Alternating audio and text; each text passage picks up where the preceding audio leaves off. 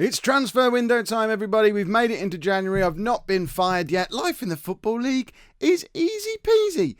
In other news, we do have another member of the Lollujo Hall of Fame. Big thanks to JNO United, who's got on board with the Patreon page. Details for how you can do that yourself are down in the description to this very video, along with a link to JNO United's YouTube channel. If you've not checked that out yet, now would be a good... In fact, no, not now. Like, give it 15, 20 minutes. Watch this video first, then go and check out his channel. But first, transfers!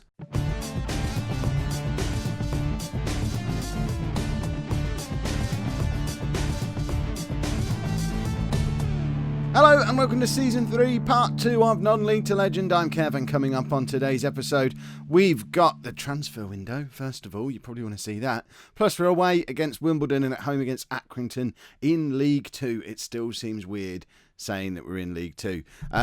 Before we get into the transfers, form since you were last with me. Obviously, we won that first game that you saw in the last episode. We've played quite a chunk of games since then. It was all going very well for a little while. We lost our next game. But, you know, look at all those losses before. I'm not taking any blame for that. We did then win 2 games on the bounce against Notts County and Cheltenham. Sam Byrne picking up 5 goals across those 2 games, and I thought all would be right in the world. Unfortunately, we've not won since then. In the following 4 games, we did draw the first 2, but we've lost the most recent 2 games, and I'm hoping this isn't the start of a horrible, horrible run of form that's going to lead to me getting sacked in my first job in the Football League. As you can see, league table-wise, we're in 18th place at the moment.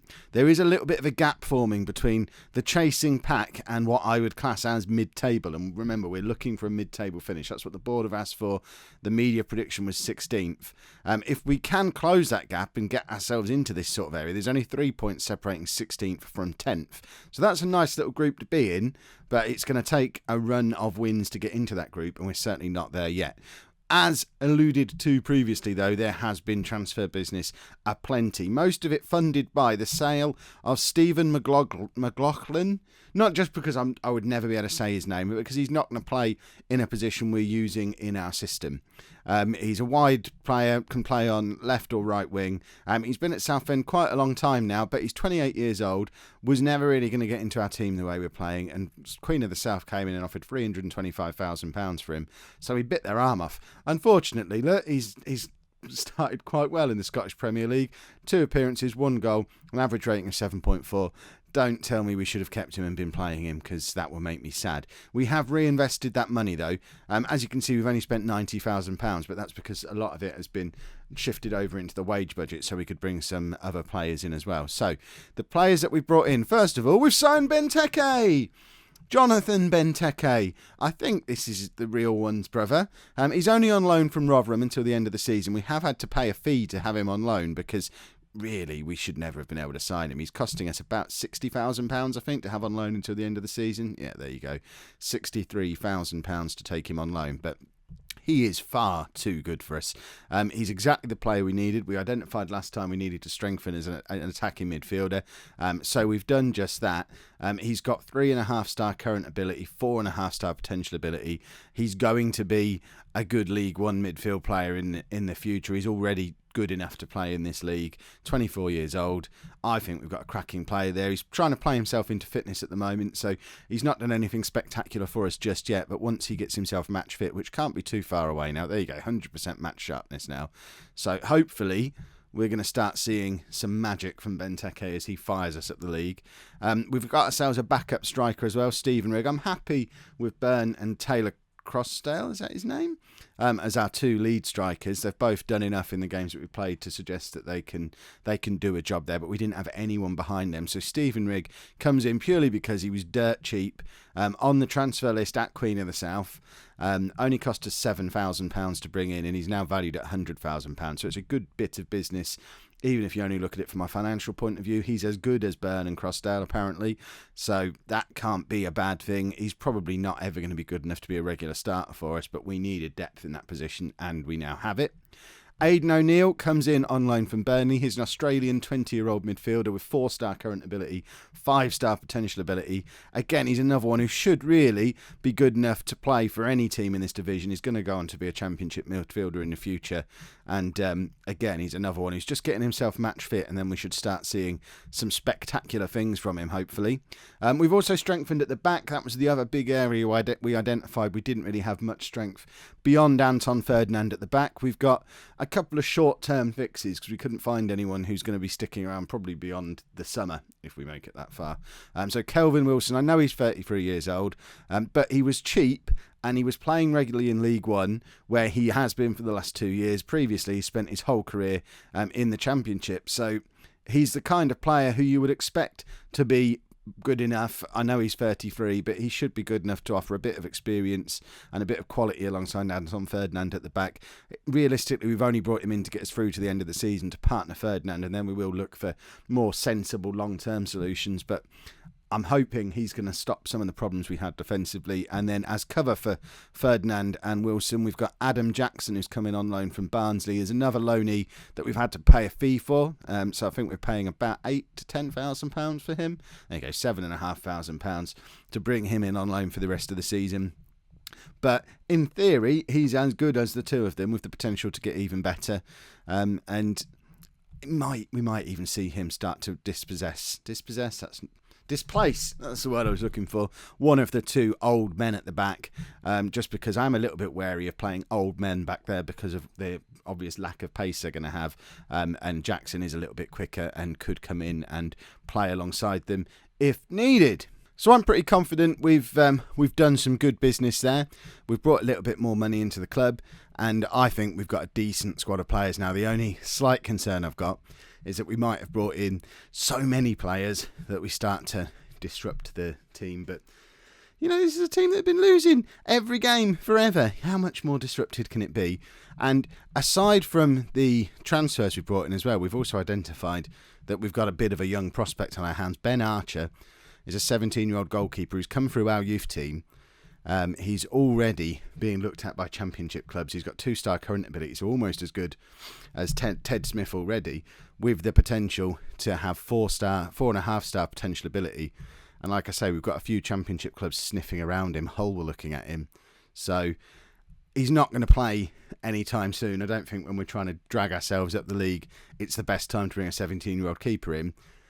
But he's a prospect for the future, and that's no bad thing. So tactic-wise, we're trying something a little bit different today. We have been playing the 4-3-1-2, and it looked like it was going okay, but we're leaking too many goals. So we're dropping Brandon Comley back to play in front of the back four and go into a diamond today. And I've just adjusted some of the player instructions, player roles a little bit for today's game. Benteke goes to an attacking midfielder on attack rather than a playmaker on attack, because we didn't really need two playmakers in the side, and Benteke is the best player at the club, so let's play him in the position he wants to be playing in. And we've stuck Joe Martin to be an attacking fullback with John White as a supporting fullback, because someone somewhere, and I can't remember who, wish I could credit you, told me that leaving fullbacks on automatic leaves the match engine to try and figure out what to do with them. And I want them to do this. I want them getting up and down the wings. Don't necessarily want both of them hanging out in the opposition half all the time, which is why I've put one to attack and one to support.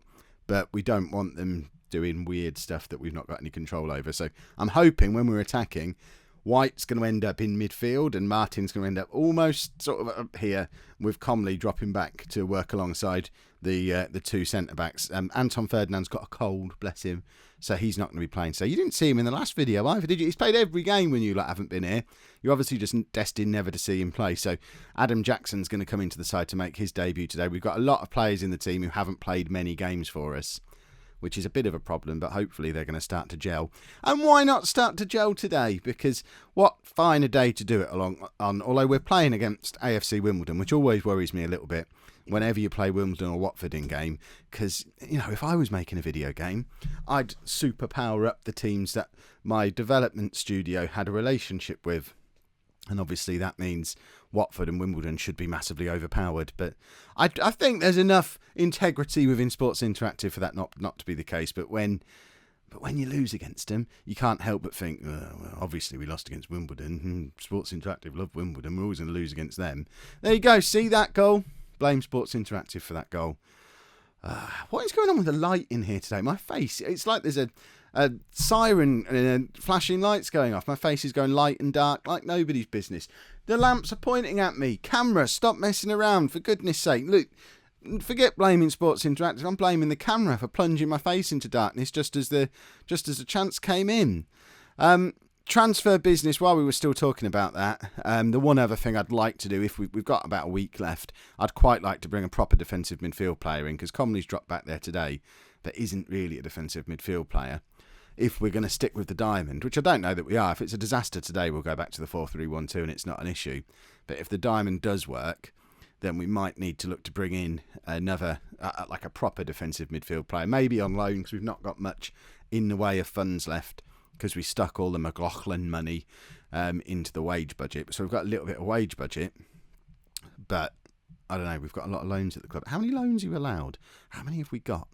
We have a lot of players on loan now. We have asked for a senior affiliate club as well. Nothing's come back from that yet, but hopefully there'll be some news on that any time now. Although if it happens outside of the transfer window, there's not a lot we can do anyway other than bring someone in short term. So it kind of needs to happen in the next couple of days if it's going to benefit us this season. And I'm still thinking, hopefully we'll get into next season. Oh, Taylor Crossdale's got in and got a goal back. Because if we don't manage to sort ourselves out and get a little bit of form together and start to move up the league, there's every chance we won't make it into next season. As a few of you have pointed out, I'm not on a lot of money. I'm clearly the cheap option, or we'll gamble on this chap who's only ever been at Gainsborough, see if he can sort us out. If not, it'll be fairly cheap to sack and we'll get a proper manager in next year. I feel like I'm the cheap option, and the option where they were thinking, there's no one any better around, let's have a little gamble, he might be awesome. But I don't think they'll mess around with keeping me long term if they're not getting the results that they want. Let's make a couple of changes. Benteke still struggling for fitness, and Eckersley's going to come on for Martin, who's not having the best of games, possibly because I'm asking him to attack. So that might be my fault. We might need to adjust that for the next game, or at least monitor it, because he's been good so far. And if we're going to break him by asking him to attack, we'll stick him back onto support or automatic, where he was doing quite well before. Right, Wordsworth to Cragen, who just misses out on the ball again, and there you go, Comley crunching tackle. And his first game playing as a defensive midfielder, he's got himself sent off. Again, could argue that was probably my fault for playing him in the role that we were playing him when he's not really used to doing it.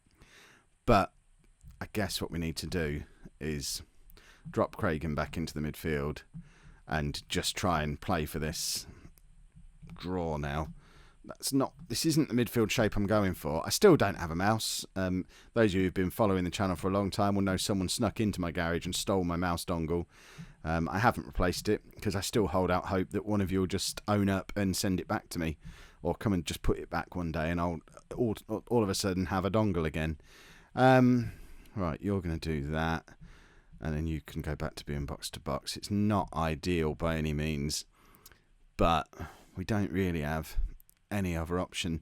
I guess we should drop this back a little bit as well. If we just drop back to standard, we don't want to go too far back, and perhaps make Eckersley support. There you go. Kev does tactics. Who'd have thought? Right, let's hopefully just hold on for a draw now. I mean, Wimbledon have gone very defensive as well. They've gone to a 4-5-1. They've not been doing that all game, have they? You would think now would be a time for them to come at us and try and win the game, but clearly they're not bothered. They'll just let us do what we do. So we'll bring Meadows on, and he can slot in there for Tavaloni. Again, they're just trying to play for fitness at the moment, and they're not quite there. It's the problem with having so many of them at the same time who aren't fit enough yet. I am hoping they're going to be awesome once they get there. White, there was 3 players crowding around our right back who drifted into their half there, and that seems a bit like overkill, but I guess when we're down to 10 men and they've got a man over, they can do that. And Smith did really well the first 2 attempts. But has it been disallowed? It has been disallowed. Awesome. There you go. Smith did really well. Full stop. He kept the ball out twice and then got himself fouled, I guess. Looking at the stats, we've had 2 clear-cut chances to their 1. I know it's a draw, but I'm going to take this as a little bit of a moral victory, even if they go and nick a goal against us now. I think we'll persist with this tweak on the tactic for a little bit longer, especially if we can grab a goal here. Taylor Crossdale finds White. I think we're just playing for the full-time whistle, but Burns got himself into a decent-ish position, and we're just knocking... Yeah, we're settling. We're just knocking the ball around. And there we go. 1-1 away against Wimbledon. Not a bad result by any means. but doesn't really help us with that charge up the league that we need to do sooner or later. And as predicted, the transfer window closed and the board did come back to us with feeder clubs: Ipswich, Man United, Man City. I'd happily take any of the three of them: Man United and Man City because of the quality of youth players, and Ipswich because of sentimental non-league to legend reasons. We went for Man United purely because they offer the most money, but they haven't got any decent players to offer us at the moment. All they've done is offered us 2 goalkeepers. So that's one for next year. I think we did sign a couple more players before the window slammed shut, though. Ian Viggers, a 30-year-old midfielder. He's just an extra squad player to have around. He'd been on trial with us for most of the transfer window. I don't expect him to play very much, but I thought I may as well just give him a contract just to fill a squad spot. And Marlon Romeo comes in to offer some competition for places at right back where we didn't really have any depth beyond John White. He's not good enough to be starting for us yet, probably, but has a lot of potential. He was quite cheap. He was on the transfer list at Millwall. So hopeful that he'll be maybe one for next year. There you go, look, building for next year already, because we assume we're going to be there. In fact, let's just tweak this. This is the team that we're going to be playing today. And we're going to be playing this team in this system because we don't have a defensive midfield player. What's his face commonly got himself suspended in the last match. Tom Christian Merkens is the other player who could play there, but he's still out for a couple of weeks. So we're going to go back to a 3-man midfield. We don't really have a third central midfielder who can drop in there at the moment, which is a bit of a problem. So Cragen comes into the side. We are going to give Romeo his debut, just purely because I want to see if he's any good. I want to show him off. He might be awesome. John White's probably going to be our first choice for the rest of the season unless Romeo does something special today. It's nice to be able to have a bit of attacking oomph from that right-hand side, though. Other than that, we are an unchanged side. Oh, and Ferdinand comes back in because he's not got his cold anymore, so you finally get to meet Anton Ferdinand.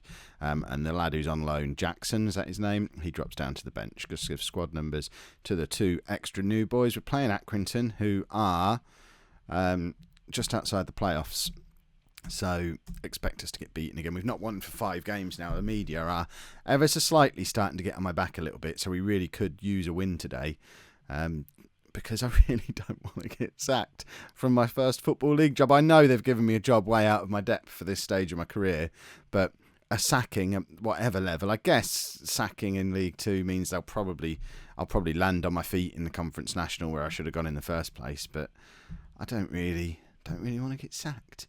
Sam Burns got himself injured, so Stephen Rigg comes on, so you get to see if he's any good.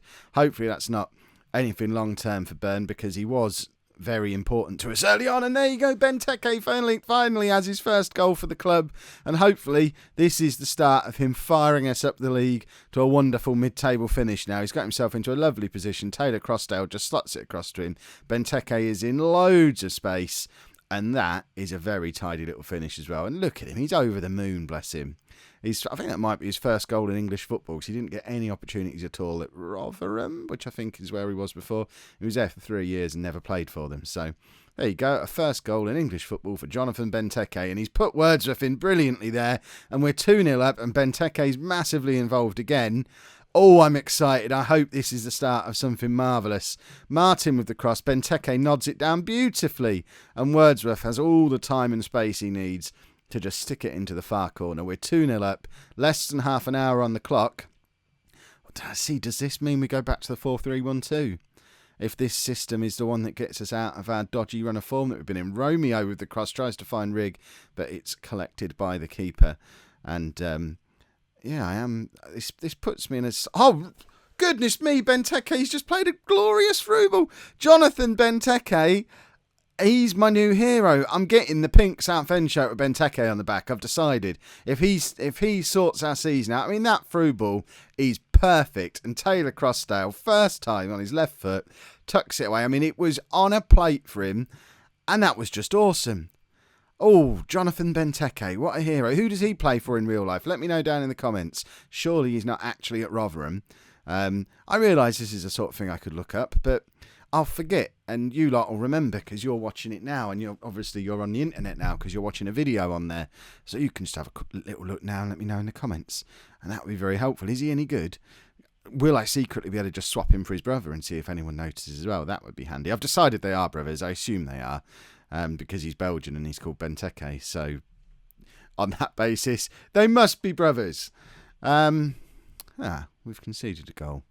I was getting all giddy and excited, and there you go. That's the problem with playing two old men at centre-back. Look at all the space they have to get in behind us there. Do we drop the centre-backs a little bit deeper? That was one of the things I was thinking with switching to the diamond.